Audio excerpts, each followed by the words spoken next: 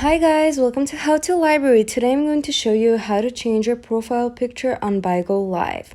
So right now, as you can see, I'm on my Bigo Live profile page. At the bottom, you can see about 5 icons: home, explore, the one in the middle is for you to go live, community, and me.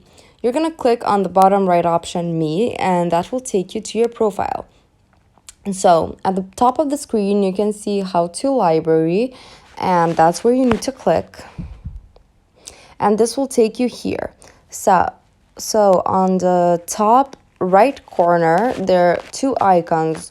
We're gonna click the one on the right, and this will take us here. All you have to do is click on any of these squares and just put change or add.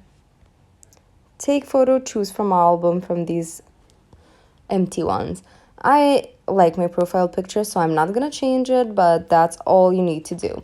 Thank you for watching. Do click the like button if this video helped you, and subscribe to our channel for more helpful videos. Bye guys.